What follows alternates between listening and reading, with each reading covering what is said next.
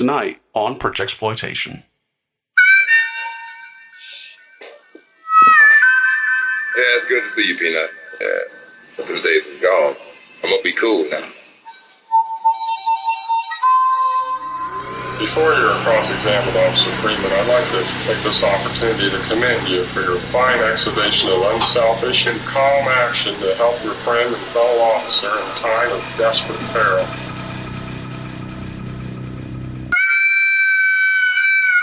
Hey, man, what you mean? Folks like us ain't got but one way to go, and that's back to the bag. We done burned up all the bridges.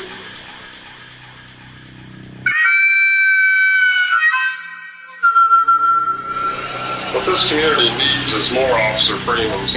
More Officer Freemans who have the guts to stand up for what's fine and decent in this country. That's bullshit I found, Peanut. But I was lying up there doing my time, man. I made up my mind. I'm not about to spend the rest of my life on the white man's installment plan.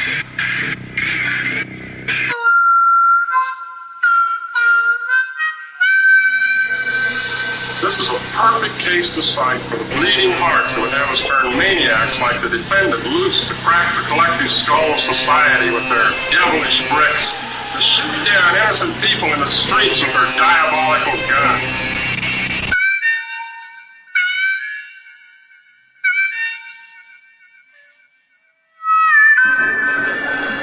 The white man's installment plan. What is it? 5 years, 10 there, maybe another 7.5. Until you make that final payment on a slab and some wagged law.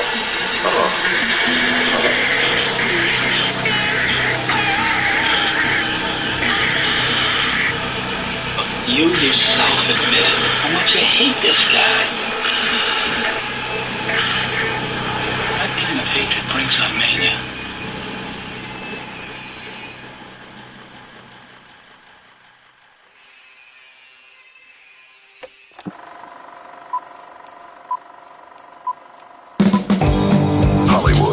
The dream and the nightmare.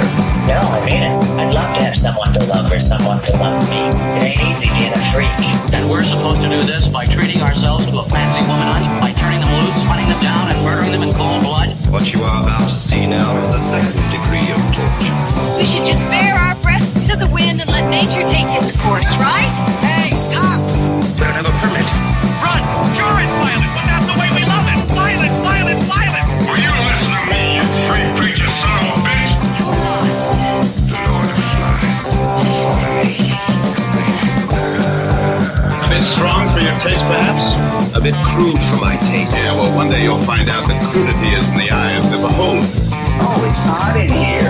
Let's take your clothes off. Be more comfortable. Oh, I think it's a pretty cheesy way to get a look at my fiance's tits. Committed a crime. The only person who could ever mister this gun would be the sucker with the bread to buy it.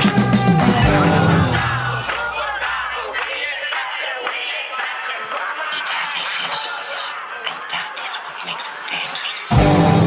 Don't take it so seriously, it's only a film.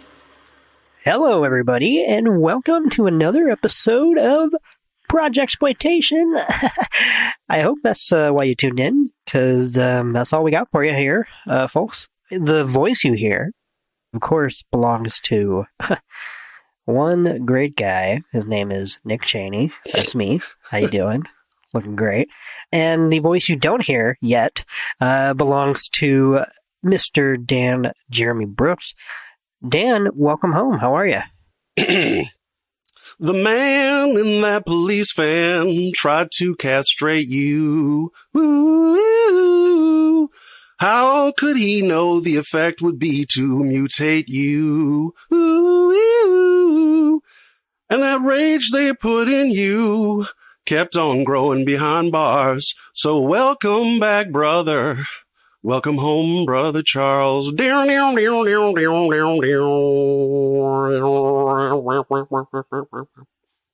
right. I really like the rhyming scheme on that one. That was a pretty tender ballad. Well, thank you. What was that tune? Oh, it is Welcome Back to the Poor Side of Town by Johnny Rivers. It's from the middle 60s, I'd say. Hey. But fun fact, and I know you'll enjoy this. Fun fact. Yes. I'll be the judge of that. But yeah, what is it? Okay, well, fair enough. Well, if you are a fan of REM, the hook in Poor Side of Town, which is done over and over again at the end of each chorus. It's, like I said, it's the main hook. In the REM song, Don't Go Back to Rockville, at the end, you can hear Peter Buck do it as a little throwaway at the end. So it's like, waste another year. And then he goes, it's kind of cool. It's just sort of fun little thing. Always makes me chuckle. Okay, that is a fun fact because I do like REM. Well, no, I love REM. So, yeah, I did appreciate that. Thank you. You're welcome. Well, if you couldn't pick up on it already from those lovely rhymes, today we are going to be talking about Welcome Home, Brother Charles, also known as Soul Vengeance in some releases. Just a little background info before I kick it to Dan with his handwritten, maybe typed, I don't know, I'm not going to assume, summary that will painstakingly go over all the details, as we are wont to do on our recent episodes here. Welcome Home, Brother Charles is a pretty early entry into the blaxploitation genre, written and directed by Jamaa Fanaka, who was, at the time of this movie, a student at UCLA Film School. He was basically working on this picture while he was there. And that's why most of the people in the movie are kind of unknowns. And also there's a lot of actual on-location, shooting, especially like a great little montage in the middle of the movie that I'm sure we'll talk about. But yeah, he directed, wrote it, got it produced. It was distributed by Crown International Pictures, which I find interesting because on the one hand, Crown International Pictures was a huge treasure trove, repository, whatever you want to call it, of these kind of B-movies, exploitation flicks. On the other hand, whenever I think of Crown International Pictures, I don't think of many movies that have quite the substance that I think this one does. Certainly it's got a similar budget, similar maybe vocab, and maybe similar sleaziness to some of the extreme scenes in this movie, but usually at the expense of its own characters for no real reason other than to either titillate or shock, whereas Welcome Home, Brother Charles is a movie of a different kind within that cesspool. So we'll get into all that, of course. So Dan, Jeremy Brooks, what is this movie about? Tell me everything. All right. Well, I wrote the summary, plot summary, and holy fuck, it's long. Okay, so I'm just going to get through it as fast as I can. Plot summary. When we meet Charles Murray, the titular brother Charles, he and his friend N.D. are sitting in a Compton no-tell motel waiting for a seller of illicit goods to arrive. What kind of illicit goods is never specified.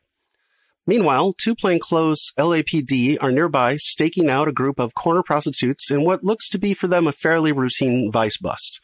One of the call girls, Carmen, spots the cops across the street and attempts to warn off her would-be John, an older white man who clearly is not from the area.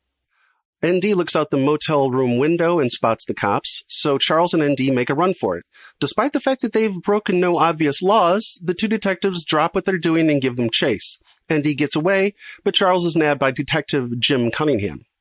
As a crowd of locals form to see what the commotion is about, Detective Harry Freeman, the cop who lost ND, is publicly ridiculed by Carmen for his bungling of ND's arrest. In response, Freeman begins savagely beating Charles and attempts to do the same to Carmen in full view of the crowd and is only prevented from inflicting more harm by Cunningham and Carmen's gray-haired John. The cops throw Charles into a police van where Freeman resumes beating the handcuffed Charles out of view of the locals. Cunningham, who has initially cut a kinder and more sympathetic profile than his partner, chooses at first to look away and then attempts to intervene and gets accidentally head-knocked by Freeman for his troubles. Freeman takes advantage of Cunningham's unconsciousness to attempt to, and possibly succeed at, castrating Charles with his knife. We then flash back to earlier that morning, when Freeman finds that his wife is stepping out on him with a well-to-do black man, thus partially explaining his extreme and unhinged racist animus towards Charles Murray. Shortly after making the discovery about his wife, Freeman is called away on another job, defusing a dirty bomb with that same knife. Later that night, after the incident in the police van, Freeman confronts his wife Christina about her infidelity, and she launches into a humiliating tirade in which she informs him that he's been unable to satisfy her sexually for some time. At Charles's trial for assaulting a police officer, though in truth he never laid a glove on either of them, We learn that Carmen's gray-haired would-be trick is in fact the judge presiding over the case. Freeman concocts a story out of whole cloth that makes Charles out to be the aggressor and blames him for Cunningham being knocked out, with neither Cunningham nor the judge contradicting Freeman. While the DA, in the midst of hearing Freeman's testimony, launches into a bizarre ad hoc law and order soliloquy comparing Charles to a, quote, maniac with, quote, devilish bricks and, quote, diabolical guns. It's clear that Charles never had a chance. After being railroaded into 3 years in prison, which is encapsulated by a series of harrowing black and white stills a la Chris Marker's La Jetée, Charles Murray returns to Compton, where it appears very few people are happy to see him. His gal Twyla has left him for ND, who is now morphed into a major drug pusher and nightclub owner known as the Notorious ND. He initially pretends to be happy to see Charles, but then he has his goons tune Charles up for being, quote, disrespectful. Even the respite Charles finds when he returns to his childhood home is short-lived. Though his mother and younger brother Tito are genuinely glad he's back, Charles soon learns that Tito is dealing for ND, casting a dark cloud over the home front. Page 2. Jesus. Sorry. More positively, in a chance meeting at ND's nightclub, Charles runs into Carmen, who turns out to be a kind-hearted woman as well as one sexy dame, and the two almost instantly become a couple. Carmen chucks the sex trade for a day job, but Charles's pride is repeatedly stung by his difficulties in finding work. It turns out that most places in the area are hesitant to offer gainful employment to ex-cons. He also continues to suffer from a painful though unspecified infirmity stemming from Freeman's mutilation of him. After seeing Freeman on the local news, Charles locates his home and enacts his revenge in a two-pronged attack. First, he poses as a utility man in order to gain entry to Freeman's house and casts an almost Vodun-like spell over Christina Freeman. While she's in this sort of fugue state, Charles fucks Christina, giving her at last the sexual ecstasy her husband can't provide for her. Then, in the second part of his plan, Charles returns that night, after being led in by the still hypnotized Christina, to accost Freeman with his mutated penis, which can now grow to several dozen feet and has prehensile qualities, the better with to strangle Freeman to death in his bed. We're led to believe that this supernatural ability was brought about by Freeman's still radioactive knife 3 years before and had lain dormant until being triggered by Charles seeing Freeman on TV. A few days later, Charles repeats this ritual and strangles to death the pitiless and verbose DA, while his hypnotized wife Annabelle looks on in ghastly delight. By this point, Detective Cunningham is on the case, sensing a connection between the two killings, and is eventually tipped off by an unscrupulous psychiatrist who seems to positively delight in this clear violation of doctor-patient confidentiality, and who describes a conversation with Charles Murray in which Charles described his, quote, penis delusions. Cunningham races to the home of the judge and thwarts his death at the hands of Charles in just the nick of time. In the chase that ensues, Charles is trapped on the roof of the judge's apartment building and threatens to jump.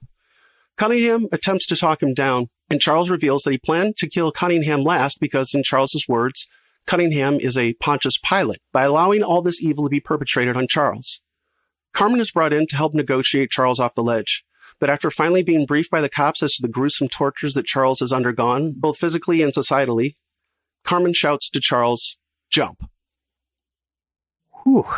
So, I want to say, right off the bat, that summary was, well, very good. And not only was it very good, but thank you. I've watched this movie 4 or 5 times, and you pointed something out that I did not catch every time I watched it, probably because I was intoxicated for at least half of those times I viewed it. like we do. Yeah, but I don't think I ever clued in on the fact that that's the entire importance of the bomb sequence, that it's the same knife, because I always find that sequence to be hilarious and hokey in its very low budget presentation, especially for where and how it's kind of spliced into this narrative, where things are barely off the ground yet, but also it has to... Anyway, I never quite figured that out, even though, that makes perfect sense. So I think that's hilarious. So, well, anyway. As it turns out, Fanaka considered it super hokey too, and he originally had envisioned it, he said, to be almost like a 50s movie where they blame everything on radioactivity, like, giant ants and them and stuff like that. Yeah. Well, and I think the other thing too is that whenever I watch this movie, particularly because of the opening credits, I always thought this was supposed to be more supernatural than sci-fi. Not to say that you can't read it either way, obviously, because there's a lot of weird shit happening, like you said, the weird trance-like nature of his commanding of the housewife. Mm-hmm. So, I mean, there is room there for a slight ambiguity, mostly just out of the fact that it just doesn't matter. It's all a stand-in for other things that are larger than these literal manifestations of craziness. So, yeah, anyway, that's just very interesting. I just wanted to get that out of the way before we even get into it. But sure. Yeah, let's get into it. All right. Do you mind if I go first? No, not at all. Yeah, go ahead. Okay. I absolutely love this movie. I probably say this a lot, but I think this movie is fantastic. I think, first of all, it's one of the angriest movies I think I've ever seen. Yeah. Not necessarily in the characters themselves, so obviously that does manifest at times throughout the movie. But from the page to screen, this is a warrior, battle cry in a lot of ways that other blaxploitation movies were more quote unquote. I don't want to say the word complacent, but maybe slightly more resigned to being blaxploitation. It's not so much that they weren't talking about systemic issues or anything like that, but it always came back to, well, that's the man, baby, where this is shouting that from a literal rooftop, as we see bookended in this movie ad nauseum. And I think it's just a dazzling movie from start to finish. There's so many audacious choices here that I feel like only a first-time filmmaker would think that he's good enough to pull off. Totally. And yet Jamaa Fanaka does pull off, despite the fact that he's completely overreaching budget-wise and maybe even talent-wise of the cast, who I like uniformly in general, but obviously I think it's clear that most of them either have little or no thespian experience, which I actually think adds to part of the film's grittiness. It has this almost weird cinema verite feel sometimes when you get people who don't know how to act, because then they just kind of don't. Yes. And so, yeah, I think the movie's fantastic. I think one of the more audacious choices of this movie is the chronology. Yes. Jamaa Fanaka does not do a lot of hand-holding when it comes to telling you when we're going backwards and when we're going forwards. And, like that scene that you described in which the one cop sees his wife's infidelity. I think the first time viewing, it's very easy to think that scene is actually just the next scene after he takes Charles' manhood or whatever. Because in reality, you're also thinking that possibly the opening scene was like maybe something that happened and then we move past that, months later or something like that, when in reality we find out that that's actually the ending of the movie, But there's something about that I feel like something we've been talking about as a country in the last year or two, because we all love critical race theory, is the way Black narratives have been kind of shifted around and sometimes minimized, sometimes restructured at the hands of white quote-unquote leaders.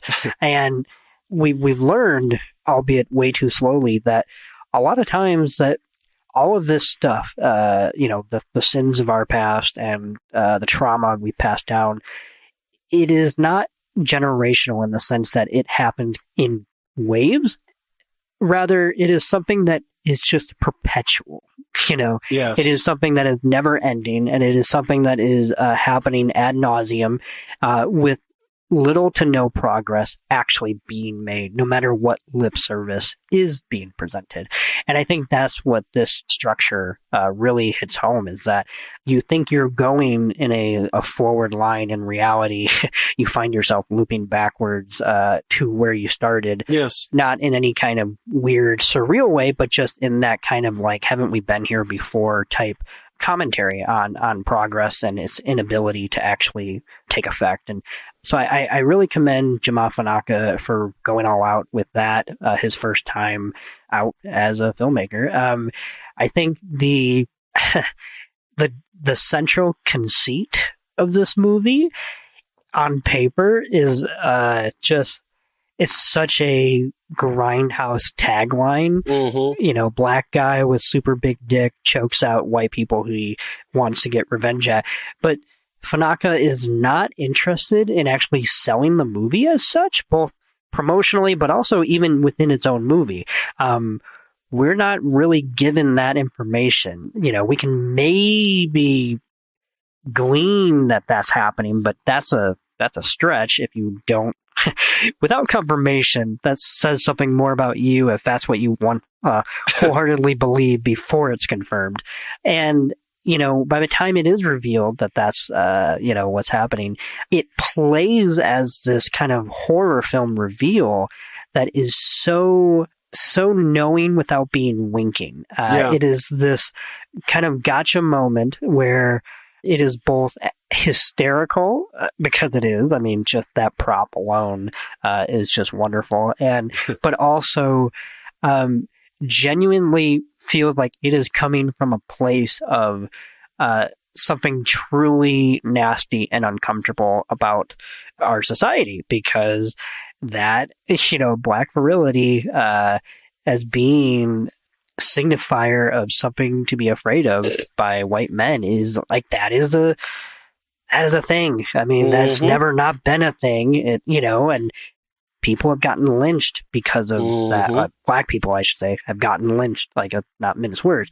So the idea that Fanaka has essentially made in a movie where he's like, fuck it, fine, it's real. Yeah, the boogeyman is real, and not only is it real though, but you can trace the origins back to actual hate being perpetrated against Charles. So it's not just that it's real, but it actually stems from the actions of white men and hate against him. It's such a great movie, such a great reveal, so much about this work. So I think I'll cut off my opening thoughts there, but just in general, I think this movie is so great. It has a lot of what you would probably, I think, want out of like a blaxploitation movie, and that it's got a great soundtrack, some great locale filming. There's that montage in the kind of middle after he gets out, where I assume Fanaka just went literally on the streets of where he, either knew the area intimately or whatever, because he knew where people were gathered and, how to make that whole thing feel very lived in and whatnot. Definitely. Although it is kind of funny because even I still think Fanaka is a humorist at heart, because while I do think it's an angry film, he's just got such a wicked sense of humor. There's some scenes where, like, amidst all that, where there's kind of, I think, not just hints, but certainly indications of like poverty and whatnot in these communities.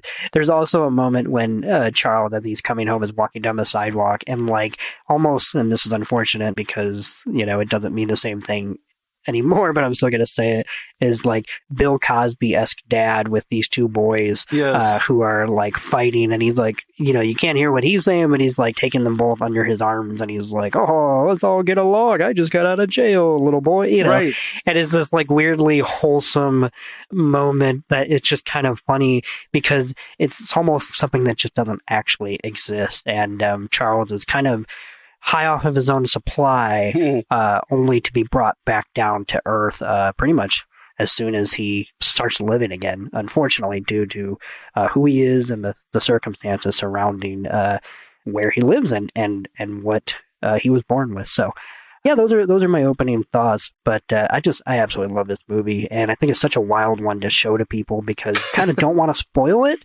I think it's like a crazy twist, but it certainly has an effect if you don't know that this is that movie. But you also don't know if people are going to truly connect with it prior to that. Like if people are just going to find it boring because, yeah, of course, like it's not the best written, it's not the best plotted or whatever.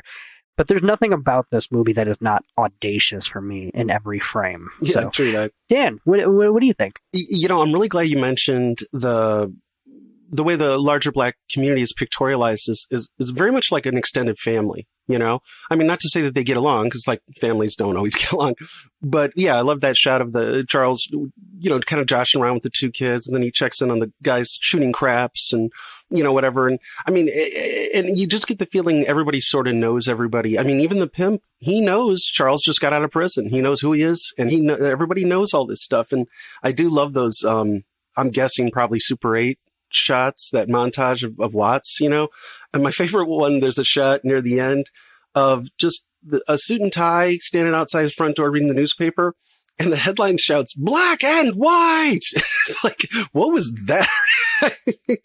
But yeah, and there's even that beautiful truck shot, that single truck shot past the various nightclub tables conversations which I think is an homage to this really famous push into various drinkers at tables in the silent film Wings from 1927. It's like one of those shots that you still wonder, like, how the hell did they do that? That's beautiful. And so I think that Fanaka was definitely a student of film history. I feel like that was his little comment there. But yeah, I did not know. The reveal was, I did not know anything about it. In fact, you and I had talked about the film a week earlier, and you had mentioned, oh, well, there's a supernatural element. I didn't even know that was in the movie. So, well, I almost blew it because, not that it would have been whatever, but when we were doing the Sex World episode and you, not to bring up your trauma, but when you... I'm triggered. Yes, when you let the audience in on your phobia of penises, I almost then blurted out, well, good luck with the ending of Welcome Home, Brother Charles, as a joke. But then I was like, no, wait, that would give away the ending of Welcome Home, Brother Charles. So. Sometimes, the joke has to be sacrificed for the greater good, and you made the right choice, because I was very... Ain't that the truth? I was very glad I was surprised, And I'm glad you brought up the frame story, too, because the form of the frame story is very much, like you said, the message. It is very much this idea of the situation looping on itself and just this tragedy constantly repeating, And I think so in that sense, the frame story for this makes more sense than a frame story in almost any other film. So it adds, so the form and the message really rhyme nicely. And I also thought it was very interesting, I guess the continuity switches. When we cut to Freeman and Cunningham and they're doing some surveillance, I honestly thought the same thing. I thought, well, maybe this is months later, because they seem to be getting along awfully well for one guy accidentally knocking the other guy out just a few minutes earlier. And I thought that was very audacious. Just the idea of flashbacks that aren't immediately obviously flashbacks is something, of course, makes me think of Tarantino and, of course, Egoyan. But even like Derek Cianfrance, Park Chan-wook, Gus Van Zant's Elephant, and Mike Nichols is Closer. I wonder how the audiences handled the whole chronological switcheroo, because it was very unusual.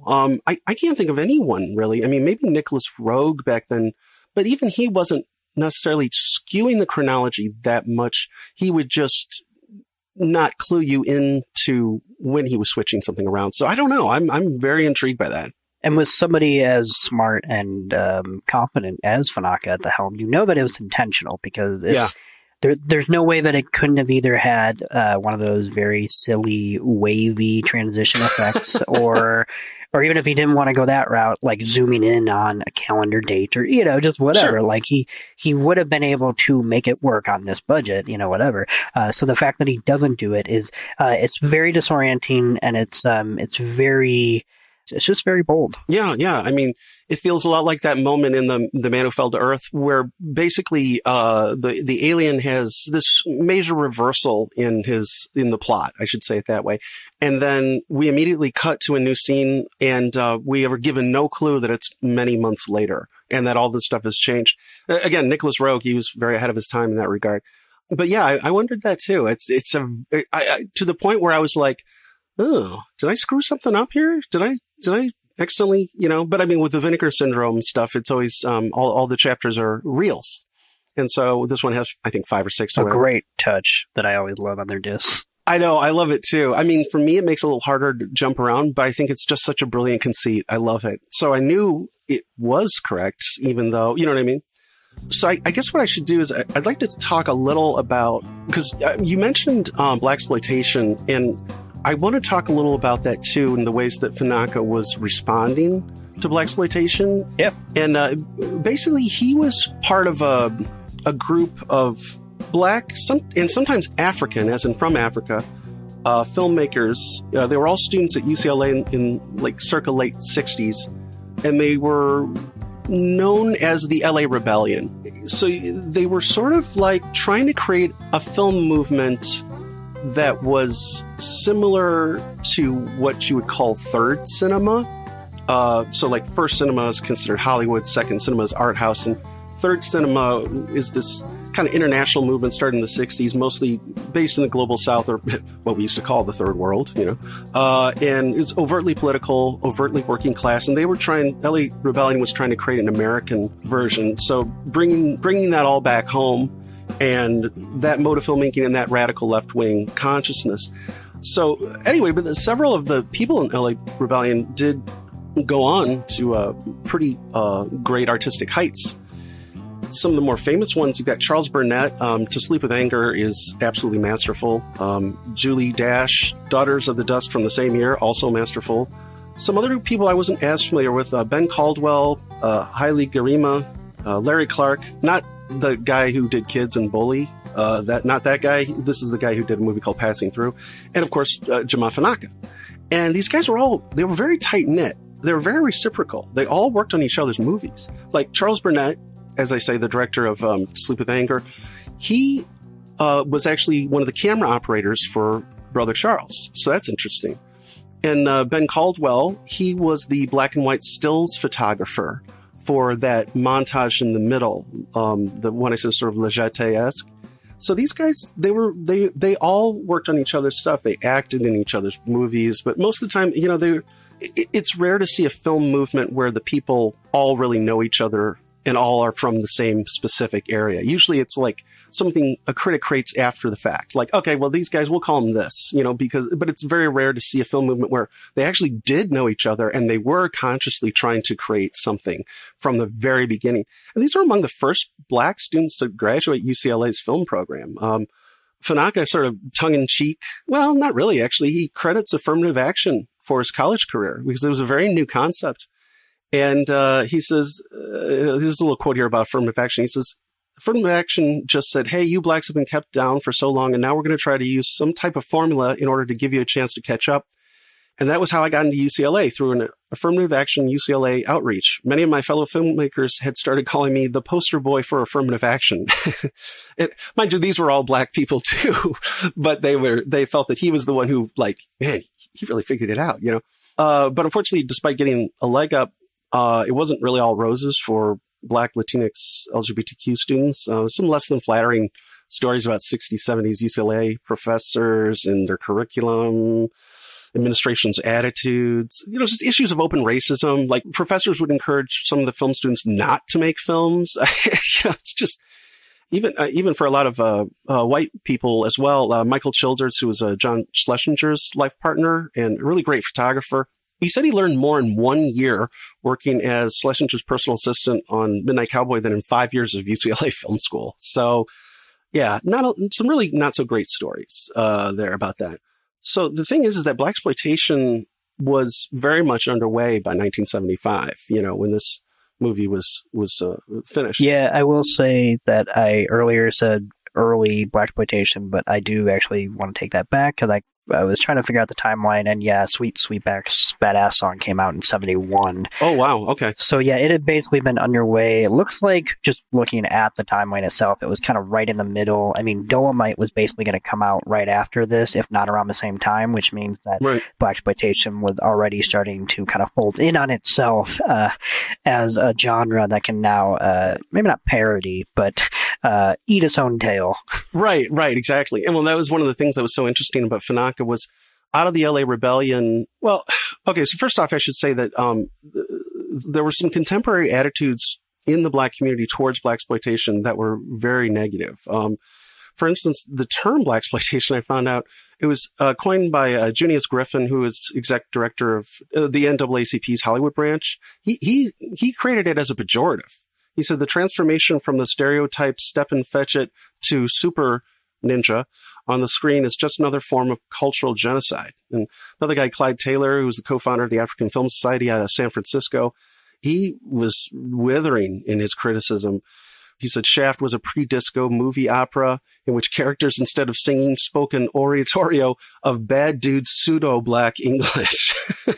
So, I mean, so it was not considered an objective good by a lot of people. And the reason I'm giving you some of these quotes is in theory, the LA Rebellion personified or typified this hostile reaction. But that's not really true. I mean, that's sort of the history as it's told now. But for instance, there's a great critic and historian archivist, Jan Christopher Horak, who wrote a great book called L.A. Rebellion, Creating a New Black Cinema. And he said, L.A. Rebellion does not merely have an oppositional relationship to blaxploitation. Rather, the L.A. Rebellion engaged with, responded to, and in some cases drew from blaxploitation as the most visible mode of black representation of the period. I mean, it employed a lot of black people. In many ways, it was a golden age for black people in the cinema workplace. And really nobody engaged and or critiqued blaxploitation more than Jamaa Fanaka. I mean, the other LA Rebellion guys, they would sort of passingly reference it, but they were much more arty. Fanaka was trying to just make films as cheaply as possible and just get them out there, basically. So again, Horak says Fanaka took a more direct approach, seemingly embracing blaxploitation while turning its stereotypes and plots upside down and consciously subverting specific genre considerations. Critiqued Hollywood's view of African Americans through self-conscious irony, parodies, subverts, and critiques blaxploitation, genre conventions, and expectations. Horak uses this great phrase, through the shorthand of genre, which is such a perfect description of so many exploitation filmmakers' strengths, In fact, he's got a quote. I have to quote this because it's so good. It's in the Vinegar Syndrome extras for Brother Charles. He has a little half-hour tribute to Jamaa Fanaka, who sadly passed a few years ago. And he makes a really illuminating comment about exploitation films as a societal mirror of sorts, which is so perfect. He says, as an archivist and a historian, I've always been interested in these films that are kind of outside the canon. So I've always been happy to watch exploitation films because they are, even though sometimes they are made quite crudely and they use genre devices, it's not really high art in that sense. They have many qualities in terms of telling us things about what's really going on in society. And I feel like Fanaka does that all over the place. I mean, not just blaxploitation, he has several genres. I told you he had the idea of it was going to be like a 50s radiation nuclear scare type thing. That was part of it for him. And he's also melding the whole, guy just got out of prison, trying to go straight genre, and obviously the revenger genre. It's pretty heady stuff, man, especially when the film's been underway quite a while before the sci-fi element shows up. I mean, that kind of whiplash genre change made me think a little of Guillermo del Toro's work, or like Tarantino's From Dusk Till Dawn. And Tarantino saw this movie, man. He loves this stuff. So it's interesting the way he messes with the conventions, I guess. I completely agree. And I think what you're saying about how it kind of subverts expectations, but also that it tries to carve out something as a reaction to blaxploitation, I think is spot on, because one thing that I noticed, especially when I rewatched it for the podcast, is that there's some spaces here that are directly about white people. Yeah. Obviously it stems from a lot of our issues with systemic, but also personalized and internalized racism and whatnot. But, the scenes in which we're in the households with the cop and his wife, that is, that's a rare thing, I think, at least in blaxploitation in general, because typically white people were portrayed only as, like the scene we see earlier in the movie, as in the car. Mm-hmm. And for good reason. It's a reaction to something, obviously. But I think what's interesting is that Fanaka does take us inside the homes and shows us how this toxic racism infects things that have nothing to do with black people, like people's marriages. Yeah. And the idea that it both depicts the problem as something that is larger than any one person, in the way that is quite literally an infectious disease, mm-hmm. but also something that is incredibly personal, and it is a choice and a learned response that we either pick up or we don't. But yeah, the scene with the guy and his wife, there's a lot to be unpacked on white fragility in that scene, where he almost murders his own wife. And then the wife calls him out and says, "You're not even man enough to finish the job." Right. And then runs out of the house. That's what I mean by this is one of the angriest movies I've ever seen. This is a scathing indictment of both racism, but also patriarchy, and how all of these things quite literally make us all worse off. And that in the grand scheme of things, we are all worse off because of it, because we may get a better job than the person sitting next to us, but then, behind closed doors, we're actually still shitty people because of it, and we don't even recognize that it's because we perpetuate these systems and buy into this fake American dream. I just found that to be fascinating, that there were still these weird pockets of shall we say, white spaces in Fanaka's movie. Oh, yeah, right. I mean, and it's almost like another genre element he's co-opting and kind of standing on its head. The domestic drama. Again, I hate to keep bringing it up, but I mean, like Cirque or something like that. And I mean, obviously the revenger cliches, he really stands those on their head. And there's a really unusual sense of pacing and sort of frustrations of typical genre constructions. Like, for instance, it's actually like 33 minutes before Charles even comes home, if you will. I mean, that's pretty interesting. And like I said, the revenger cliches are central to the movie because, I mean, revenge doesn't provide Charles any kind of relief, literally. I mean, I kept thinking about this couplet by T-Bone Burnett, where he says, when you're out for revenge, dig 2 graves. When you hide from the truth, it comes in waves. And I was like, I kept thinking that over and over. I mean, part of the climax's tragedy is one could argue that after killing Freeman, Charles could have stopped and he likely would have gotten away with it because it was so weird and so out there and so hard to grasp what the motivation was. But he doesn't seem to get any lasting release from the killings, and he keeps at it, and he continues to take chances and overextend himself, if you will. Sorry. There's probably going to be a couple jokes like that tonight. It's unavoidable at this point. Oh, brother. But I think you're right about the anger, too. And I think out of these disparate genres and these threads, he makes... I would say it's an almost perfect work of despairing nihilism. And I don't mean in the traditional philosophical sense of nihilism, like, oh, life's meaningless, but in the sense of personal hopelessness.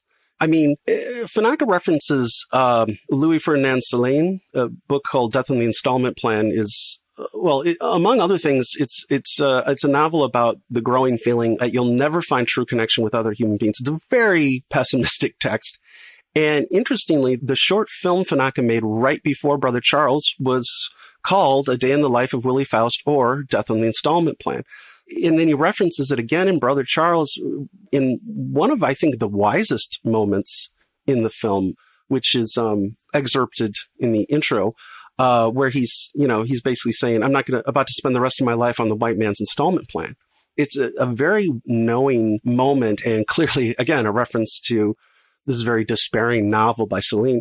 So I feel like that oppressive mood is in the dialogue, but it's also in the images, like that absurd image. I wonder what you could think of on the rooftop of that giant pile of chairs and picnic tables. They're all smashed and stacked on top of each other for no reason. It looks like a sculpture by like Dennis Oppenheim or Christian Boltanski's No Man's Land piece, where it's all these like rags and things stacked into enormous piles, There's just this absurdity in that right in the midst of this very realistic looking movie, right? And the absurdity in the dialogue. Like there's a scene, the final exchange between Charles and Detective Cunningham, they both argue one point of view on the concept of trying and failing, if you will, to make sense of things.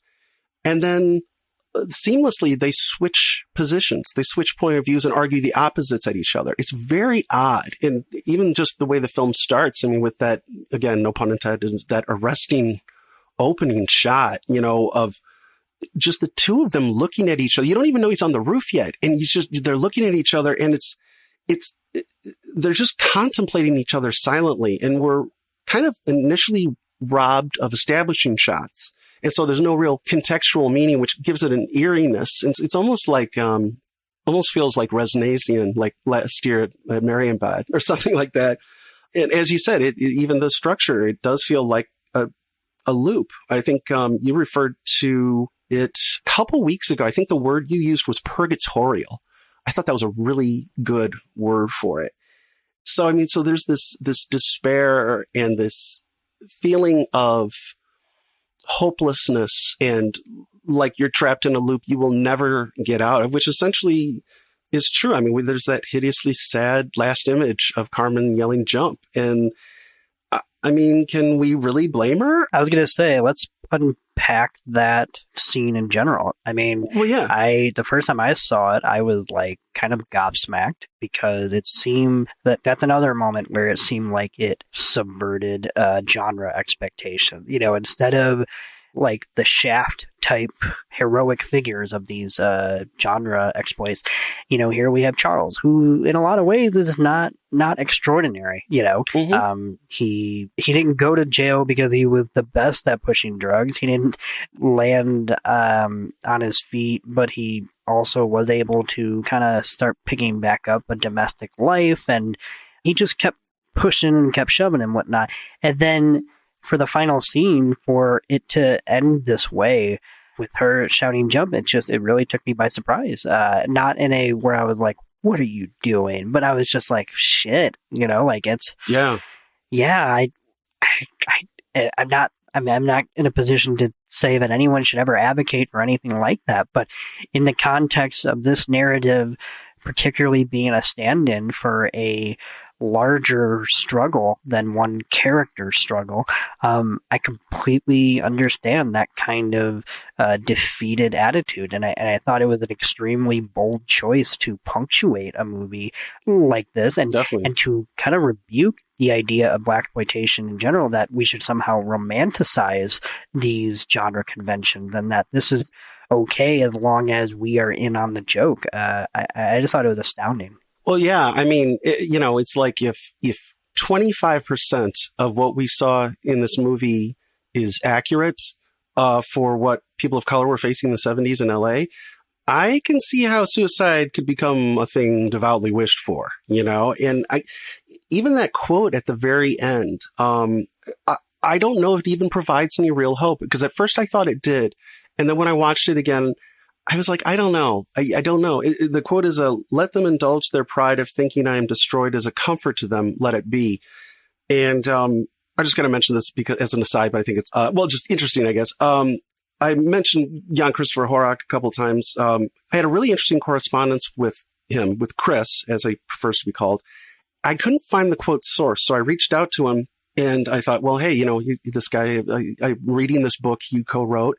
And he's got this really interesting tribute to Fanaka in the Vinegar Syndrome special features. As I said, I really love that quote about exploitation that I said earlier.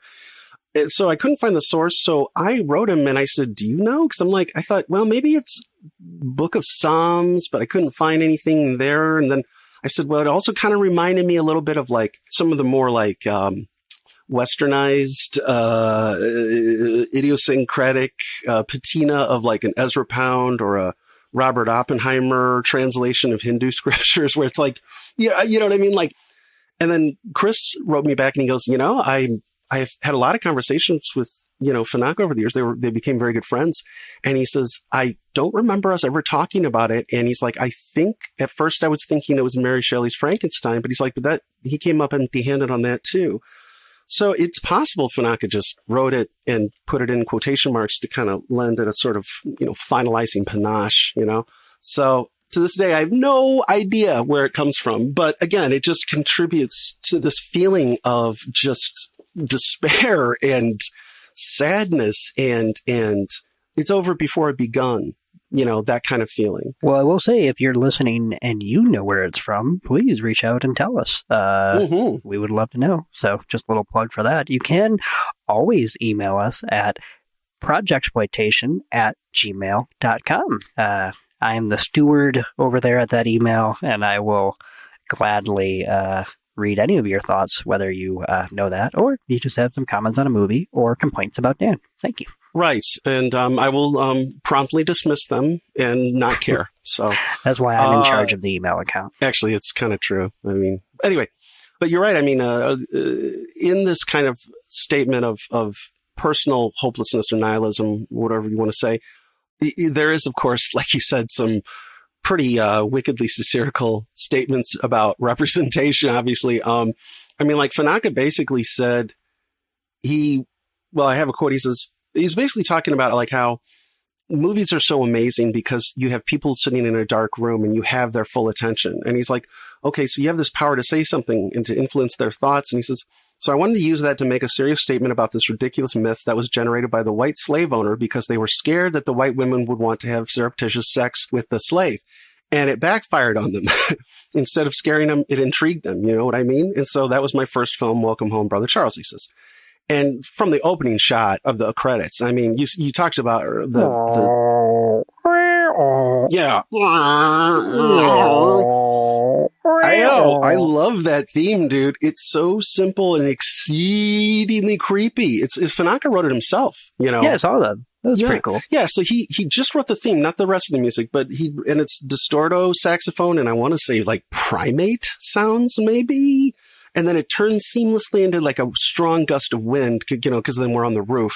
But it's like the music is in itself a beautiful statement about racism because it's like I said, it's part, you know, musique concrète, but it's also a part parody of like, I think what a clueless white film composer in the 60s or 70s, like what he would imagine were the sounds of darkest Africa, you know, so it's really effective in that. To the point where if I didn't know who wrote it, it could be mistaken for a genuine piece of vintage racism. It's pretty incredible, but it works so well. I mean, with that shot just zooming glacially slow towards it, and then they've got the spotlight on it. So there's no doubt in your mind where we're headed. We're heading towards this thing, which I guess perhaps the most respectable appellation I could give it as a fertility statuette. So it's interesting though, because again, I mean, obviously it ties in hugely to the movie, although when you first start watching, you don't know. But that statuette is kind of interesting too, because it looks, and this kind of ties into the score too, where it's like, it doesn't look to me like a real, actual, historical object. It looks more like a faux objet d'art, not an authentic one.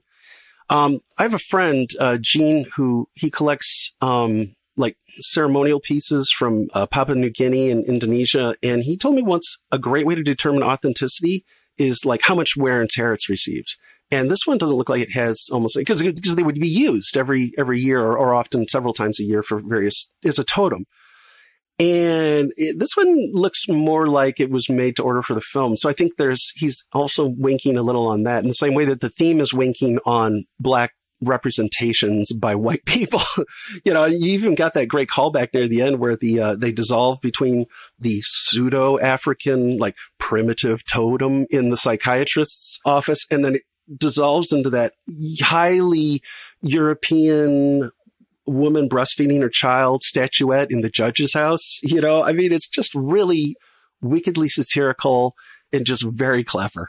I completely agree. And I think this is why STEM is the future. And I think all the arts should be banned until we can make some good actual art in this country. Agreed.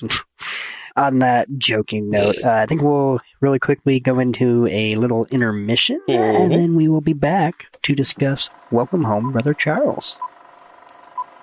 I made dirty calls because I'm a creep. It was only a phone call, but it was a work of art.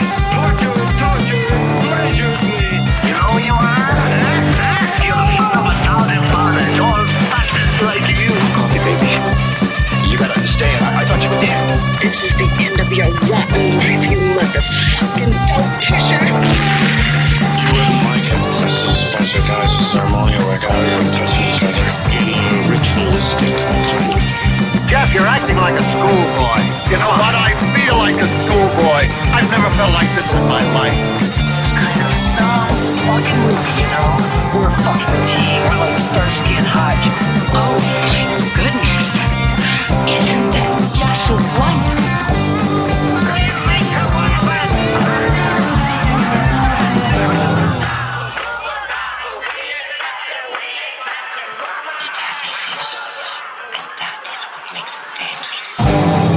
Don't take it so seriously, it's only a film.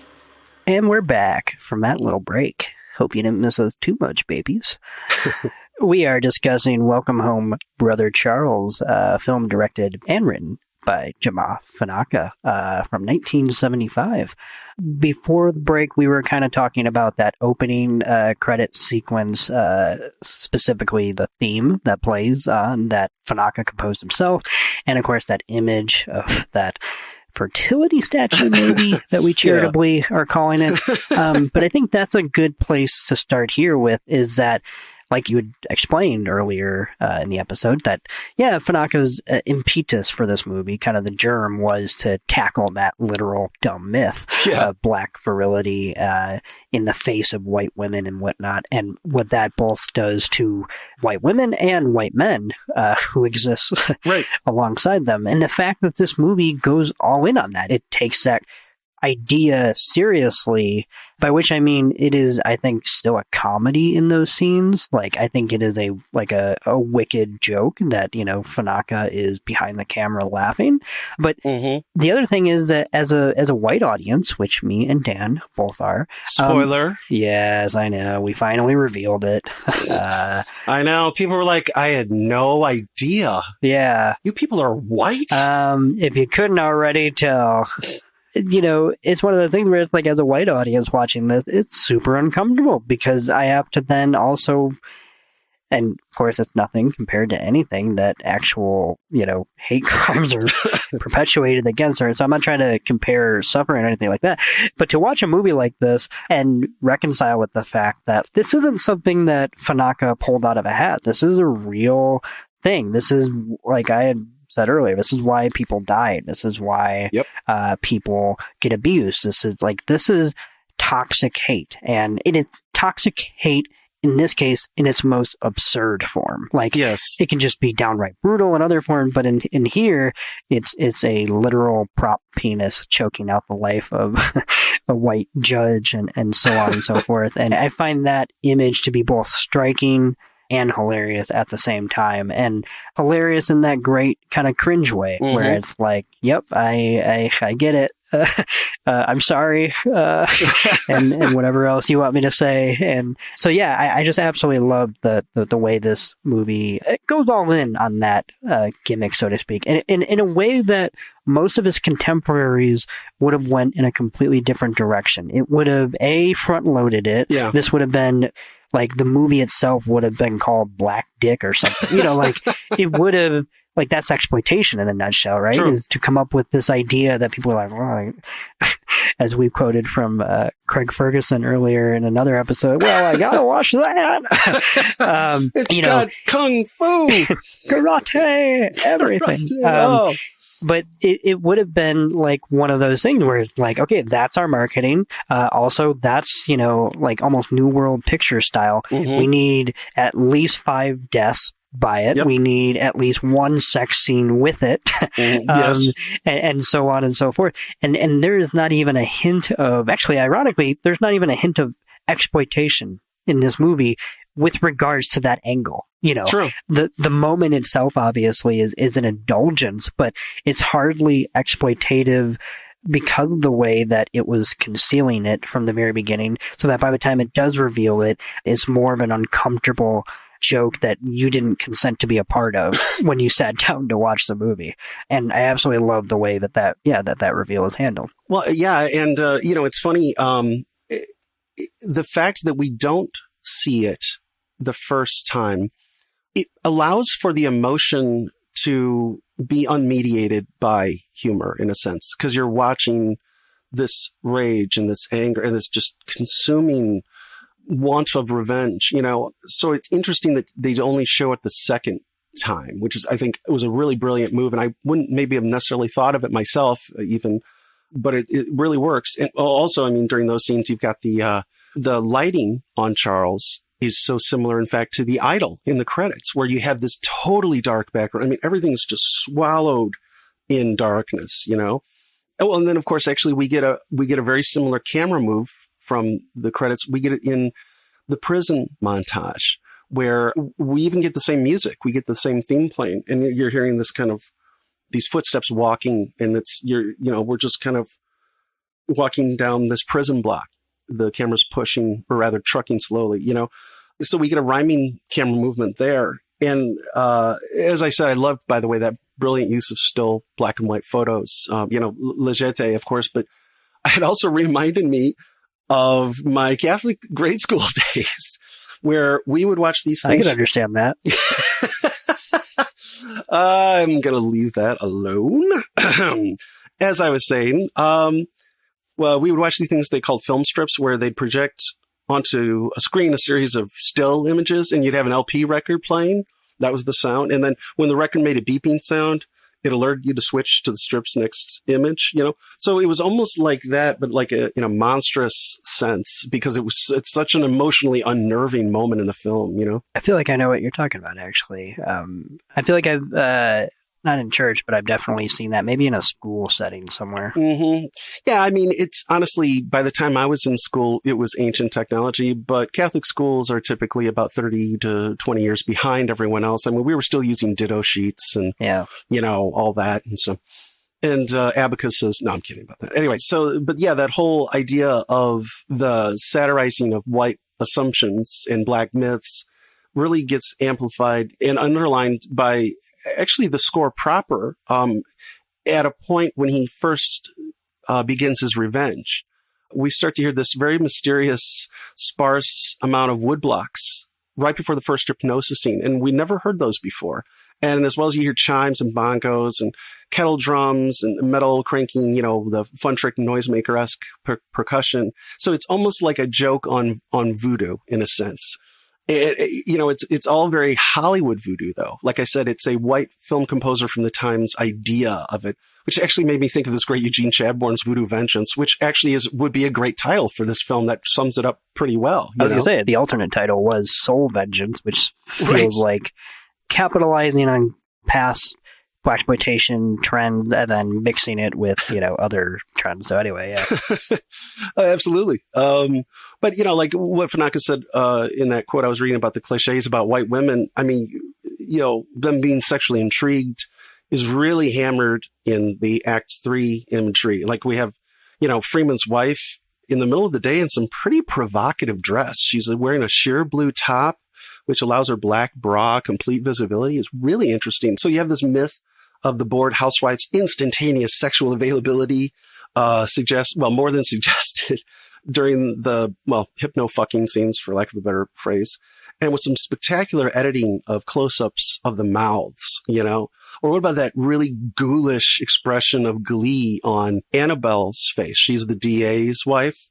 During a strangulation, it's like really creepy. And then she has this like languid, near drunken, one might call freshly fucked effect when she's being interviewed later by Cunningham. It's really unsettling, and I loved that. Oh, by the way, I had a quick question for you. What do you think Charles tells the wives to tell the police on the phone after the killings? You know how he tells...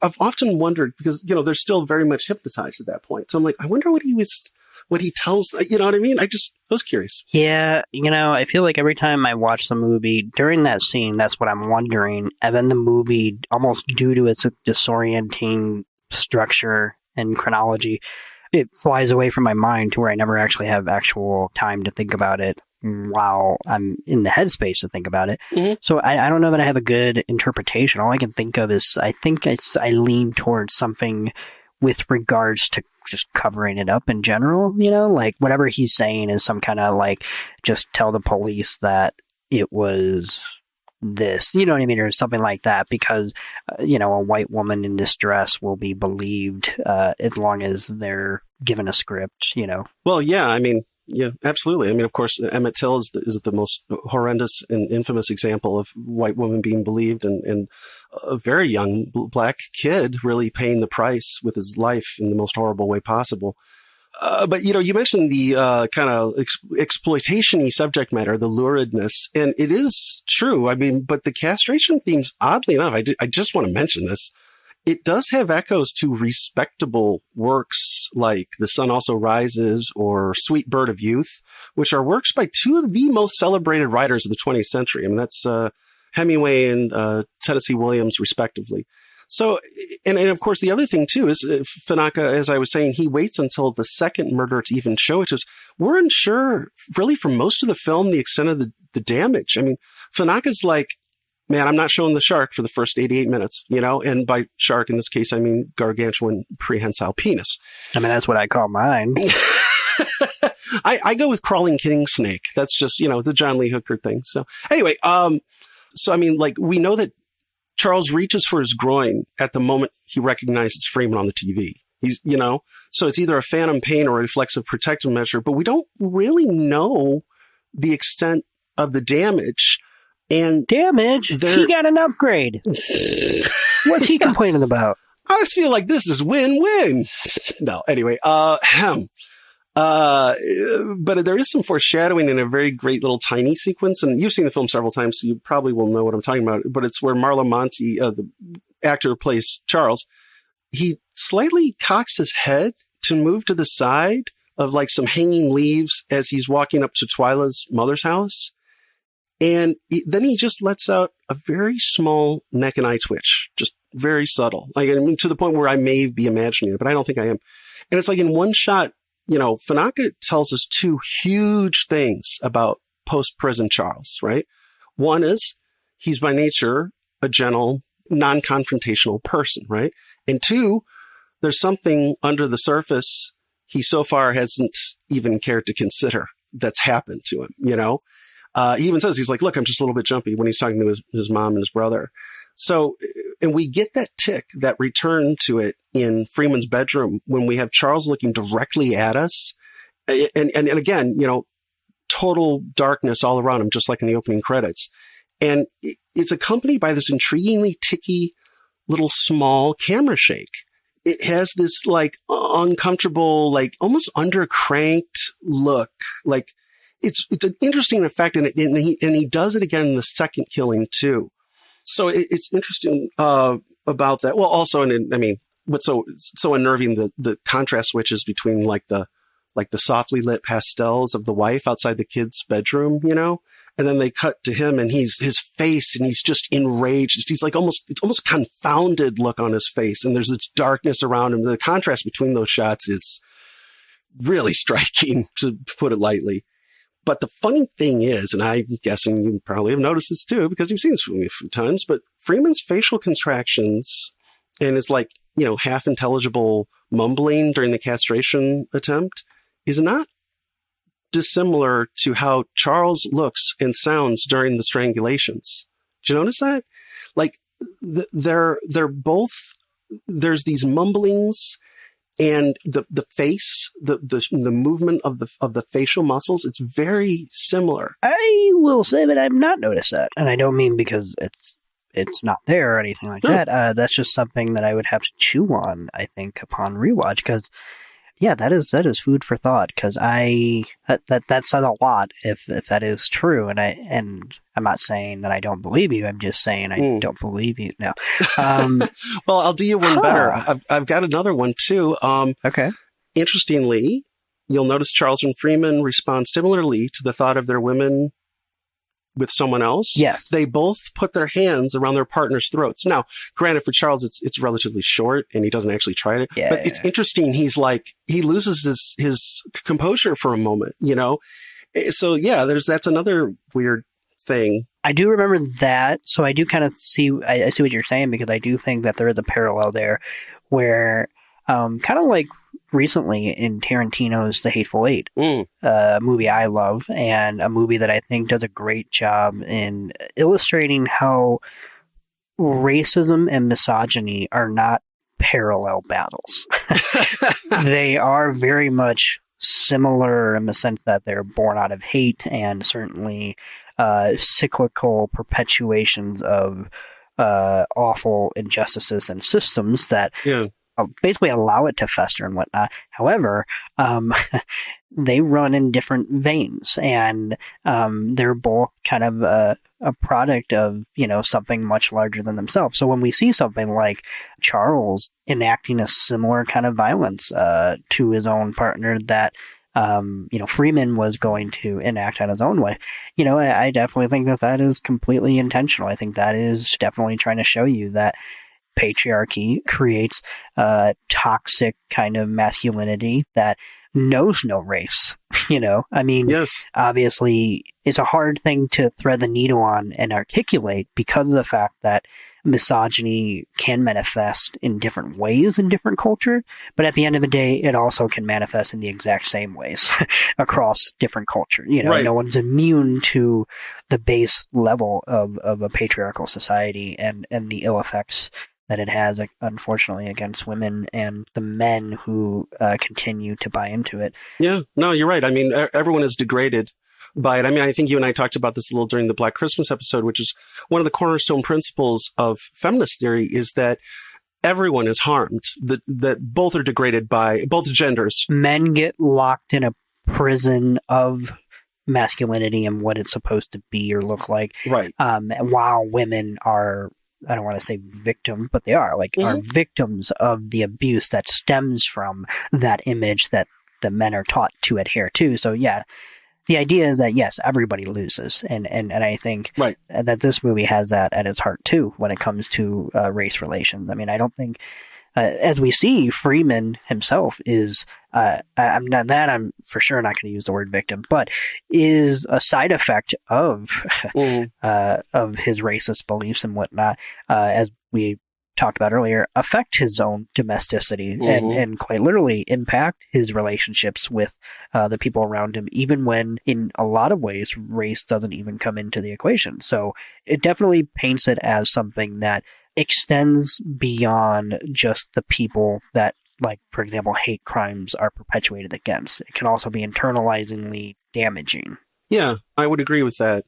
I mean, and I guess I should take this moment to say how alarmingly good Ben Bigelow is as Freeman, especially the scene where he tells his wife he knows about the affair, that Fanaka allows him to be a human being, a bad guy, no doubt about it, but also a multifaceted human being is so different than many of the blaxploitation films. And that's not necessarily a criticism. I mean, when you've had, 70 years of white people demonizing black people, I don't think it's really that big of a deal if a few blaxploitation movies have a villainous white man at the end, But Fanaka obviously is not interested in that stuff at all. I agree, and I think it's actually indicative of the movie overall, and that there's always a kind of continuous shift of sympathies, not where we're like, oh, wow, we actually feel bad for this person or something like that. Right. But, I mean, there are moments, in that scene alone, you go from him saying, bearing out the fact that he knows that she's cheating on him, to then him choking her out, to then her yelling at him for not finishing the job. So, the whiplash alone in the one scene, which I don't think is actually bad writing, but actually just this kind of very icky sense of the way toxic masculinity and racism runs rampant in suburbia. Totally. But also even the scene in which the cops are actually trying to get her to, obviously, in general, this movie has nothing really good to say about cops, and for understandable reasons. True. Those guys in that final scene are actually trying to do something good, and doing it mostly for the sake of doing good. They don't look like they're trying to cover up, it's not like we were introduced to that cop being a buddy of Freeman, and therefore now he's trying, whatever. Yeah. It just looks like this weirdly human moment where they're like, okay, call her in, let's... And what they don't realize is that the game is already over because they're completely blind to how it's played. Well, not blind, but they're complicit in not wanting to think about it. Put it that way. Yeah, yeah. So yeah, I find that scene fascinating, and just in how weirdly calm it is when they're calling her up and they're trying to actually not just giving it lip service. Right. It is very eerie. Like I said, almost like an Alain Resnais's film or something, But you're right. I mean, as I said in the summary, Charles calls Cunningham Pontius Pilate, and that is exactly right. I mean, what's the point in being a supposedly good person if you don't ever use your power to intervene against evil, I completely agree, which is why I started the podcast. Boom. Mic drop. No, these are expensive. That's true.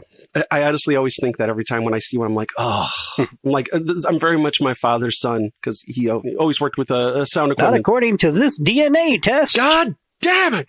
Anyway.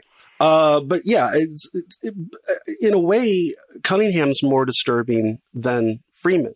I mean, Freeman's horrible, God, just the haunting, I'll fix you. What a phrase to say right before you go to castrate somebody. And of course, in the process, he ends up making Charles quite a bit more powerful by several orders of magnitude. So it kind of blew up in his face. The worst part of that is when you just said, I'll fix you, is all I could think of is the ending of a Community episode where I think it's the horror episode where they're telling the spooky tales, and one of them is about like Chevy Chase's character being like a Dr. Frankenstein and like morphing Abed and Troy together, and just in the end credit thing I think they randomly extend that bit and they're like, you thought whatever, but you only made us stronger. And that's all Troy I can think and of now. Abed shooting lava, or whatever, depending on the episode. Mm-hmm. That's great. Well, yeah, I mean, how about the fact that this guy's name is Freeman? So his nickname is Free. Yeah. Right? So Cunningham's like, Free. I'm like, and his name's Freeman, originally the historical term for a formerly enslaved person. I mean, it really makes you wonder who's the real free man in America. Are we the zombies? Actually, as it turns out, we are the zombies, not the zombies. It's like we're the Walking Dead. Exactly. I was just thinking that. I love the people that said that about that show earnestly, as if they've never watched a fucking zombie movie. Oh, yeah. I mean, yeah, some zombie movies are just creature features, I'll admit that. Right. But the two Romero films, in particular, the progenitor of the genre, could not be more in line with that. That is just funny that somehow over the years we just forget cultural touchstones. Anyway. Well, yeah, I agree. Because, I mean, I remember reading like a television critic. I think it was like for a major newspaper. I want to say it was like season 5 of The Walking Dead. And he's like, at the end of the review, he's like, we are in fact the zombies. And I'm like, oh, wow, man. You just dropped a truth bomb. Somebody better call 911. Holy shit. And it's just like, dude, you do this for a living. I can't believe. But going back to racism, we're talking about racism. That's because it's such a hot topic. Oh, hot take. Oh, yeah. Honestly, and I sort of allude to this in the summary, but I think maybe in some ways the most telling moment of racism is just like how so unbelievably jejune the psychiatrist is about giving Charles's name to the police. It says a lot. It's pretty brutal. It's a pretty brutal comment on race and class attitudes in this country that he's just like, no problem. It's like, dude, this was never an acceptable thing to do ever. Guilty before proven innocent, right. Being black in America. No, that's very true, unfortunately. God, I know we're white, but God, we know so much about black struggles. I think we should start a podcast about black struggles and we'll have some white guests on, just obviously like some of those columnists, like, George F. Will, we'll have, or Douthat, we'll have him on. People who really understand, that systemic racism isn't actually real. So, yeah. And then we'll go after CRT. Oh, yeah, of course. That dastardly CRT that no one actually teaches anywhere. And as a concept dating back to the 70s. Yeah, the whole point is they don't teach it, and they should. Right, I don't understand. How do you get rid of something that we're actually asking for to come into existence? But anyway. I don't know. It's really, really weird. Anyway. But I agree. I find that incredibly irritating too. So one last thing I will say. I doubt it. And you can go to hell. No, actually, no, you're right. I've actually probably got a few more things. But obviously, of course, as we were saying earlier, the image of an enormous, frighteningly enormous cock killing somebody is absurd and comical. But I mean, not just that, of course, but it's obvious Fanaka is saying, and he said it several times in interviews I read, but that sound effects and the score crescendoing, it's just blood curdling, man. And I also should say, I personally think, in Fanaka's defense, in the defense of the filmmakers, I think all like the special effects teams from the Avatar films and all the King's Horses and all the Powers of Hell and, you know, fucking Rick Baker himself and maybe Rob Bottin, they could not make that sequence look plausible. They may make it look more realistic, but I don't think the effect would be different. You know what I mean? So I think it's the concept itself is so loaded and satirical that it doesn't really matter if it looks real or not. I would agree with that. There's something about what I would assume is, you know, due to the budget, about its, I would say, slow mobility and very limited movements. Yes. That honestly make it way more creepier, as it just like very slowly, and they have to also cut between different scenes because I'm guessing it's either multiples or it's just, I guess, maybe hard to operate or hard manually with just somebody holding hard it. to operate. Yeah, that was good. Get it. But I imagine that all these things were literally just because that's how it had to be, and yet on screen it just becomes this weirdly surreal moment that is both incredibly tangible because it's you know, not CGI. There's something in that room. Boy, is there something also, in that room. Oh boy. Yeah, but also very, very outlandish. And the two of them work in tandem to just create just one of the most audacious moments I've ever seen in any exploitation movie. Oh, yeah. I had no idea, as I said, and the surprise was very genuine. And I mean, and I was very riveted because at this point I'm like, what is happening? You know, is he like, is it like scanners? Is he exploding the guy's head with his, you know, or whatever? But then that first initial shot, when you get any actual confirmation, is what I would say is more classical. Yes. Shot, as far as we're behind the performer as it drops down into the frame, something that has been done before in comedies for, you know, for some kind of comedic effect if they're just trying to show a dick or something, whatever. Right. But then as it enters the frame and then, shall we say, exceeds your expectations of what you would expect to be between somebody's legs, at least with regards to literal human ability, you know, lengthwise, it just keeps going and going. And then when we cut to it on the ground, it's just, okay, it's literally all out on the table now. There's, you know, he really let it all hang out. I was going to say, the snake is out of the bag. And from that moment on, you know, you can't put it back in. So, yeah.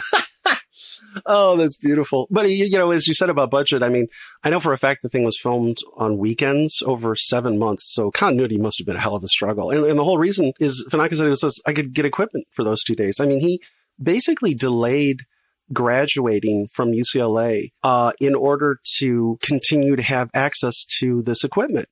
So, I mean, this was something very much done on a shoestring. And because it's also his first feature, you know, there's a few things. The scenes show a few times. I mean, some of the staging and blocking of the actors is a little flat, a little awkward. Oh, his next 3 movies, which is MMA, and then the 2 penitentiary films, which were all shot on celluloid. I think Penitentiary 3 was shot on video, so I'm just including the 4 that he made shot on film. Like, the next 3 movies are an incredible leap forward, where it's clear that he was truly beholden to budget, not, you know, just being a first-time filmmaker. Because MMA still, I would say, is rough around the edges, but way more controlled with regards to the, you know, the camera and whatnot. And then Penitentiary and Penitentiary 2 feel like they could have been not blockbusters, but mainstream films, except for the fact that you're watching a movie about black people, which is never going to be mainstream. Well, I guess I won't say that. I hope that it is one day, and not in a one for you, one for me type of way. But yeah. Right. Well, I mean, most of the issues with the film, I don't think almost any of them are aesthetic issues. For me, it's like, oh, the pimp at the start probably should have been cut. That dude just can't act. He's awful. And there's ambient sound issues. Like, There literally, I think, is the sound of a camera in several scenes. I don't even know if that's possible. Maybe it was the projector during the transfer. I don't know if that's possible. So, I mean, yeah, but they're technical. They're not artistic errors, I would say. And of course, I mean, and the things he does really well are so unusual and fresh. I like how he leaves little pauses in some of the conversations. Like when Charles is talking to Tito, you know, there's like all these nice little breathers, which is like you have with people who know each other really well. You know, I liked that. And I liked, some of the almost vernacular from Carmen. Like she's like, that's the same cop that put us through all those changes 3 years ago. Yeah. I love that phrase. Or she's got another one where she says, I'm going to cut off that TV and put on some love music. And I mean, leaving aside the pregnancy of the phrase cut off in this flick, but I love that kind of flavor, you know, and I really like that. There's even like some pauses that are really good in the scene where he's talking to the notorious ND and he's just sitting there. You can see Charles is really measuring every word. He's like, are we seriously, you're going to pretend we're A-okay? Seriously? You know, you can see him thinking that and then measuring out what he's going to say. I just fucking love it. I even like the song during the first scenes with the pimp. I don't like the pimp. He's terrible, but the daddy's in the kitchen working on an overdose. Yeah. It feels like 70s era Temptations, like the more political stuff they did with like maybe a tribute to like Dylan's Subterranean Homesick Blues or Tombstone Blues or one of those, you know, where it's like, daddy's in the alley looking for food or whatever. It was cool that they actually had songs they commissioned, because most of the time with exploitation movies, we talked about this in Evils of the Night, it was like, you know, they had these awful songs that were commissioned and it's like what some middle-aged dude thinks the kids are into now, you know, but this actually sounded like it could have been on the radio, like it was a decent song. I'd agree, for sure. Well, I think maybe we should go into final rating. Jeez. Okay, great. I was not expecting affirmation there. Oh, you were expecting me to be like, I have more, I'm afraid. I have some which is... I mean, not that... No, it's... I was going to say it's probably true, but you can also it's very much like fold it into... okay, cool. Well, let's... I'll kick it off. Cool. I will say that I love this movie. I think it's... I've used this word a lot during this episode, but it's also just the only thing I can think of when I think about this movie, which is audacious. I think, you know, a first-time filmmaker... working within a often malaligned genre, but also coming up with something that both is not beholden to maybe the genre's inherent flaws, but also not completely dismissive of the importance of having a genre. Right. You know? And I found the tightrope that he walks in that sense to be just super, super great, for lack of a better word. But I think the central through line here of the journey that Charles goes on is such a humanist look at some very real world injustices. And it does it without being didactic. It does it without getting preachy. And I actually am okay with those things too. But me too. It's also commendable when somebody carves out a slice that doesn't have to necessarily adhere to that in order to get its point across. And it does it while being kind of ferociously singular in its voice. I think Fanaka was a tremendous talent and will continue to be, you know, after death, as far as when we rediscover these movies and whatnot. And I just think this movie is just so good. He grew as a filmmaker, for sure, after this movie, but I don't know that he's ever made anything quite as spellbindingly original as this one. Let's put it that way. Well, you said it's almost like the thing that happens sometimes when it's your debut, like, you know, Wells, you know, or I don't know, I'm trying to think of other first time directors where it's like they're so audacious because they don't know any better. Yeah. And so they end up doing something really breathtakingly original. Yeah. But all four of his movies are fantastic. All four of them have been put out by Vinegar Syndrome as I watched this via the disc, but also it's packaged very nicely with MMA, which is a great film as well. But the penitentiary movies are also fantastic, and I recommend anyone seek out those Vinegar Syndrome discs as well. Particularly Penitentiary 2, which I feel like is underrated because the first one is very good. in a slightly more grounded tone. But Penitentiary 2 takes the story of 1 and really underlines that kind of American satirical element that is almost at the heart of any kind of underdog story like Rocky or something, but beholden in this case to the black community and the American dream that they're sold, to the point where even there's a cameo from Rudy Ray Moore, at a certain point in the movie, playing a pretty non-Rudy Ray Moore character. Like, he's just playing an old guy, quote unquote, on an apartment balcony yelling at the main character to be quiet, which I find funny because, of course, a decade earlier, he was anything but. He was that guy on the sidewalk and whatnot. He was Petey Wheatstraw, the devil's son-in-law, among other things. That's right. He was the human tornado. Mm-hmm. He was Dolomite. He was, what wasn't he? He was the disco godfather. So he was. Yeah. So avenging. Yeah. I think Welcome Home, Brother Charles is fantastic. I give it 4.5 out of 5 stars for this wonderful gem of a movie. What about you, Dan? Well, I think I'm giving it 4 right now. But again, I've only, I guess I saw it twice, basically. But yeah, I really enjoyed it. And I agree, audacious is the word for it. And gosh, I don't know quite what to say. I think it's a good reaction to this movie, to be fair. Like, what do you say to that, after you just saw something like this? Well, it's a gobsmacking moment for sure. So, and the rest of the film is quite fresh too. And I think, as you said, there's a humanistic quality to it, which was actually part and parcel with the LA Rebellion in general, in that Fanaka he allows all the characters to be multifaceted and multi-textured. Like, for instance, I haven't seen it, but I read a fair amount about the penitentiary films, and they talked about the warden in the first one, how he's not your typical white the man. You know what I mean? He's actually a relatively well-shaded person and not necessarily even a bad guy per se, So I think this is one of the things Fanaka brings. And again, I think it's also related to that moment in time at UCLA with the LA Rebellion. So I say 4 stars, I think, for now. Right on. Well, that's clearly high praise from both of us on Indeed. Welcome Home, Brother Charles by Jamaa Fanaka from 1975. Well, now it's time for the A-list. The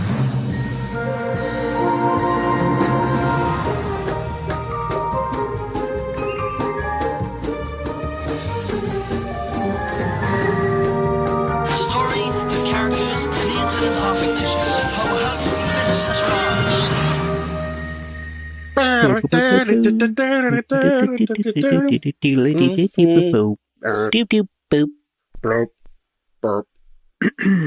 No, I'm sorry. Go on. Well, here at Projectsploitation, we're doing the A-list, where we pair this B movie we just talked about with an A movie of our choice. We kind of try to pair them together to create a interesting double feature, hoping to complement a kind of lesser-known movie with a more wider-known one and bring out similarities in each other. Dan, why don't you go first for this one? Sure. Well, obviously, Welcome Home, Brother Charles is a very singular film. It's hard to compare it to really anything. I mean, even other films from the period, even other Fanaka movies and such. But for a time, I honestly considered a film that I don't think is that great. Again, it sort of goes back to what we were saying in an earlier episode about you thought about recommending Joker. I thought about recommending a movie called Hard to Kill from 1990. It's Steven Seagal. I think it was the second of his vehicles. In a lot of ways, probably his best, to be honest with you. Well, I don't know, maybe not. Anyway, but it's Steven Seagal. Every movie he's in, his characters always have like these incredible names. I mean, the names of his protagonists are like even more amazing than like Nick Cage when he's like, what is it? Goodspeed, yeah. Or Cameron Poe. So Steven Seagal plays Detective Mason Storm. Yeah. I mean, damn, right? But the reason I thought of it was it's a bit of a sort of a revenger, but the villains are all corrupt cops. And in the climax, it seems like they're just coming endlessly out of the frickin' woodwork. It's like, how many fucking corrupt cops are in this? It's just like all these shootouts and stuff. Anyway, and it also it's also kind of funny because there's this one honest cop in the movie who gets killed near the end helping Steven Seagal. And he's clearly a really good friends with him. And then at the end, after Steven Seagal kills the last bad guy, he looks over at his daughter and he's like, I think we need a vacation. And I'm like, what about your friend who just died saving your fucking life? Any comment on that? And he dies in a really heroic way. Like, he gets shot a bunch of times, and then he shoots somebody else before they can shoot Seagal, and then die. I mean, it's like his last moments on Earth are like super heroic. And it's like, wow, no comment at all, nothing. And I remember watching it as a kid and being bothered by the emotional stupidity of that moment. Also, Kelly LeBrock's in it, and, you know, I'm a fan. And also, there's a whole thing about a friend of mine, Victor, when we were in high school, he saw the television version of this. And this is a stupid, huge aside here. I'm sorry. No, go on. Make yourself comfortable. Put your feet up, proverbially speaking. No, my friend Victor saw the television version, which was edited for content, of course, because it was on network TV or WGN or whatever. And there's a big love scene between Kelly LeBrock and Steven Seagal, where she shows up in this very low-cut dress. And it's really weird. It's like, the transition is very odd. She just was like, she comes in with a rose, and he's like, I think he's training or something in a gym or whatever. She's like, I thought you might like a rose. And then immediately they just start macking. And because it was edited for content, they couldn't show, I don't know if it was super nudity or just enough that they had to edit it. So all of a sudden, the television version, it just cuts to feet. Like her feet and his feet. And so my friend Victor would always be like, oh, I thought you might like a rose. Feet, baby, feet. And it was just like, that was our idea for whenever something was really awkwardly edited and it was just like, wow, they didn't even try with that one, did they? But in the end, I'm not going to suggest Hard to Kill because I thought of a film I actually liked. Well, I'm glad that you wouldn't waste our time. Well, yeah, you saw what I did there. I had my cake, and et cetera, like before. You think you're having your cake and eating it too, when in reality you are having your cake and then puking it all over the audience and myself. Well, some people pay good money for that sort of thing. That's true. Mm-hmm. I'll give you that $20 later. Oh, that's good. So I am going to actually recommend a movie I do like, though. It's Dead Man's Shoes by Shane Meadows. It's from 2004. It's a British revenger, not huge budget. Shane Meadows is a very clever, competent filmmaker, and he's very prolific. And it's kind of like his update in a sense of Get Carter, you know, the Michael Caine flick, or if you like the Sylvester Stallone remake later. It's Paddy Considine, who is absolutely awesome in everything he's in. He comes back to town. In this case, he's not getting out of prison. He was in the army. I think he was in the UK. And he comes home to the Midlands of Great Britain instead of, Watts, which is where Brother Charles comes back. Anyway, the principle is essentially the same, though. And they both have a whiff of the supernatural to Dead Man's Shoes. I don't know if it's not as pronounced because I can't remember if it's ever said or if it's just a supernatural feeling or an ill at ease or something. It has an eerie vibe that's very similar to Brother Charles's sense of dread. And also Considine has much of the same intensity and that slowly revealing wrath that Marlo Monti does as playing Brother Charles. So it's a great revenger, but it's worth it if for no other reason than just to see two really impressive performances by Considine and Toby Kebbell, who's quite good in it too. So that's my choice. My choice is Dead Man's Shoes. Right on. Well, my choice, I'm going to be a little basic boy and go with something a little based, as the kids say on the Twitter sphere.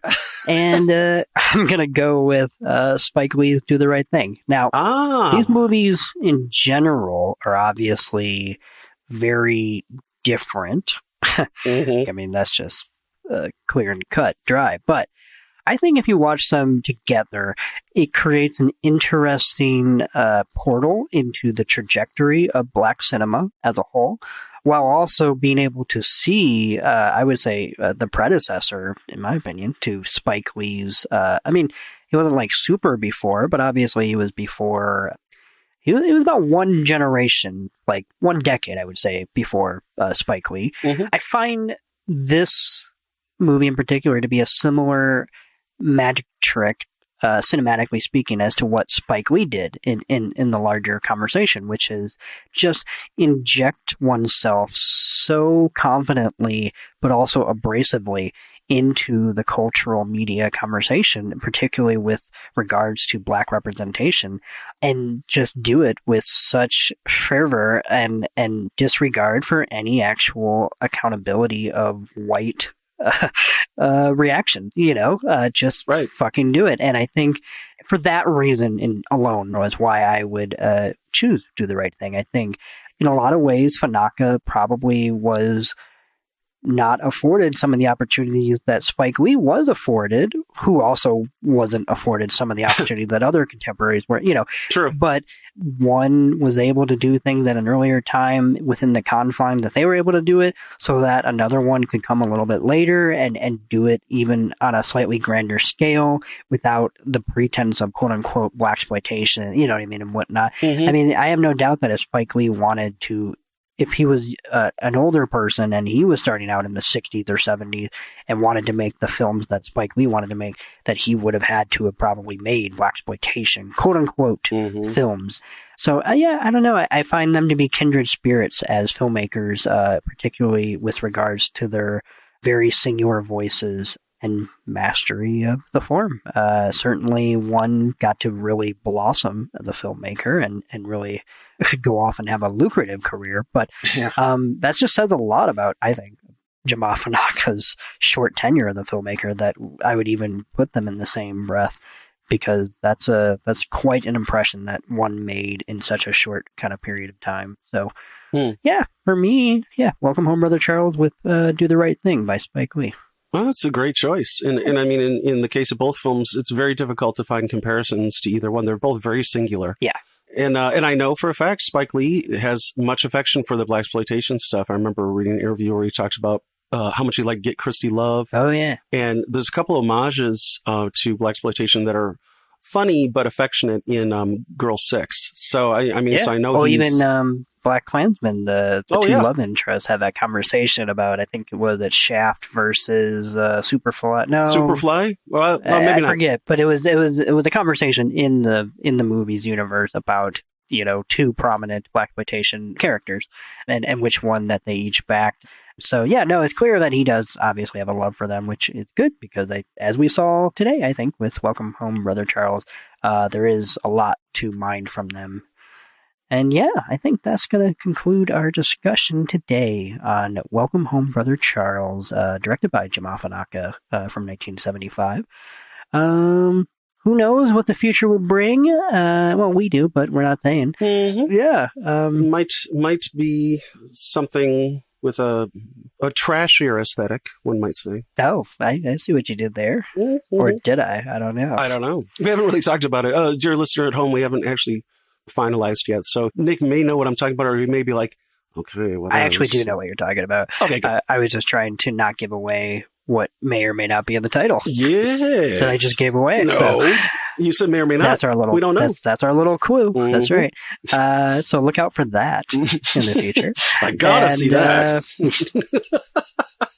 Karate. Explosions. Man. We're never not going to bring that up now on like every episode. It's so good. Honestly, we should honestly get that clip of Ferguson saying that. Like, I gotta see that, and we have to find a way to work it into like maybe into the A-list theme or something. I don't know, but at this point, I feel like it's embedded into the DNA of Blaxploitation. It's just him saying, "I gotta see that." That's a great idea. I love that idea. I mean, you guys are listening to how the sausage gets made. Yep, exactly. You didn't realize how fascinating the making of can be, and it is.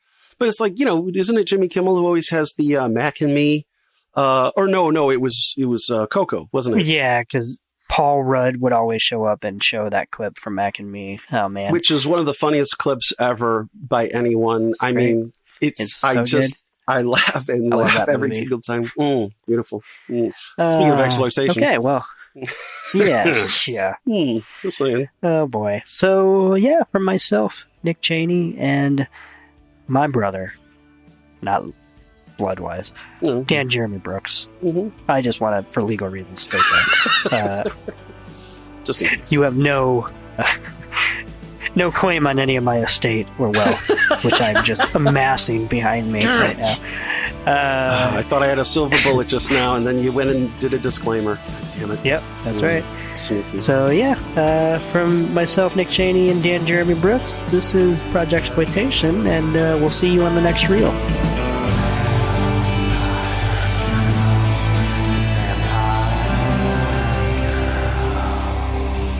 It just needs an end, Max. I don't have an end.